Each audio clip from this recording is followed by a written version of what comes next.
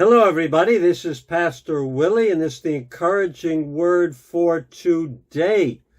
Did you ever read the Bible and a verse just hit you? It like jumped off the page, and maybe you've even read it many, many times. But this time you read it and it kind of like went deep into your heart, and you said, wow, wow. And that's exactly what happened to me when I was preparing for this video. I schedule what verses they are in advance. I had this verse scheduled, James chapter 3, verse 1. And right before the video, I read it and I think about it. And when I read it, it hit me hard. And I thought about it and thought about it. And it's true. It's true. Now, James is giving us basics in life. It's like boot camp. If you're going to be in the Marines or in the Army or in some type of military service, you have to learn the basics. You have to get disciplined in your life. And the same is true when you become a Christian. You must become disciplined. You must learn the basics.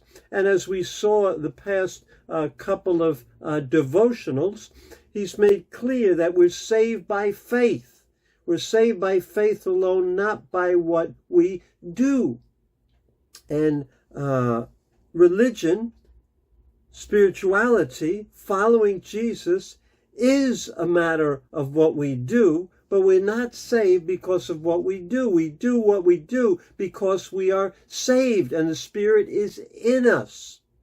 So it's good to desire to do things, but God judges our lives differently by different standards depending on what positions we have and what gifts we have and what we do. Now that may sound like heresy because God judges everybody the same. But that's not true according to today's verse. He will judge some people more severely than others. So let's listen to what James says in James chapter 3, verse number 1. Not many of you should become teachers, my fellow believers, because you know that we who teach will be judged more strictly. We who teach will be judged more strictly. So there's a different standard. So he starts out by saying, not many of you should become teachers, my fellow believers. So he's talking to believers, not unbelievers, people who are followers of Jesus. But says, not many should become teachers. What's going on here? I'm the pastor of a church, a fairly small church, and I always need teachers for children, need teachers for adults. There's always, and I think every church everywhere needs teachers in the children's ministry and in the nursery all the time. But he says, not many of you should become teachers. That's a different standard. Why? Because you know that we who teach will be judged more strictly.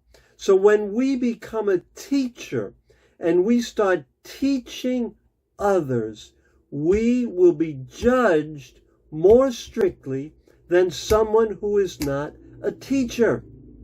You say, that's not fair. But this is why it's important. And I believe there are two reasons. Maybe there are more. You can think of other reasons. But two reasons came to my mind. Number one is a teacher is not only teaching information, but a teacher is an example to those that they are teaching. And we all know the danger of teaching one thing and living or being an example of something else. It has this effect on the people we're teaching that devastates people. I mean, we see it with pastors who are teaching. That's a teaching ministry. Evangelists, it's all a teaching ministry. And when their lives do not represent what they are teaching, an example, their lives are not an example, it's devastating to everybody. So it makes sense that God is going to judge teachers by a stricter standard. So that's not something to say I should be afraid of teaching. I'm a teacher. I'm teaching right now. But I should be transparent. I should be aware that my example is always going to be as important as what the words I say when I teach. And I'm going to be judged on that. So that's one reason. A good example. I teach a lesson on evangelism. You're supposed, how you should reach out to your neighbors, how you should do this, do that. But am I doing that? A pastor preaches a message why we have to reach the lost. Is the pastor reaching the lost? Preach a message, teach someone, love your neighbor as yourself. Are you loving your neighbor as yourself? You see, we have to be that example of what we teach. And whatever we teach, God is going to hold us accountable for it. So if this is the second reason, I have to be doing what I teach. I can't teach something and not be doing it. Like I'm teaching for other people, but I'm not going to do it. Those two things. Just our example and doing what I teach. So I'm going to be judged by God in those two areas. I'm teaching, but I'm going to be held to the strict standard of I better be a good example, and I better be doing what I teach, or I better keep my mouth quiet and not teach. Think of Jesus as the example. Jesus was a teacher, a great teacher. Yet there's nothing in his life, no bad example in his life that detracted from his teaching. His character was pure, perfect. He said, well, he's God, of course. And we're not perfect. But we can be transparent when we're teaching or preaching or giving a lesson and say, this is an area I struggle in. And I failed in this area, reaching out to my neighbors. I get home, I'm tired. I don't want to go across the street and talk to somebody. So we use ourselves as a negative example. And we work to change ourselves and maybe use that as a teaching tool, how I've been on this journey to change this about my life. And here's what I did, and now I'm doing it. So you don't have to be perfect.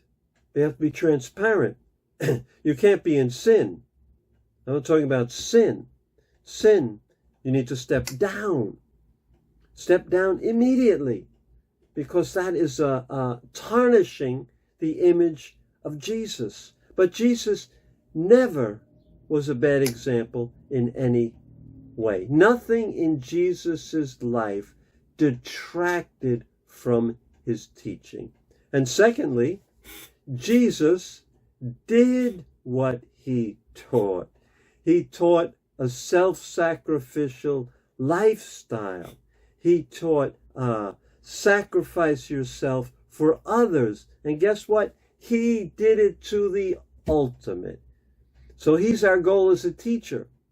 So, my friends, let's take the warning from James. Those who teach will be judged more strictly.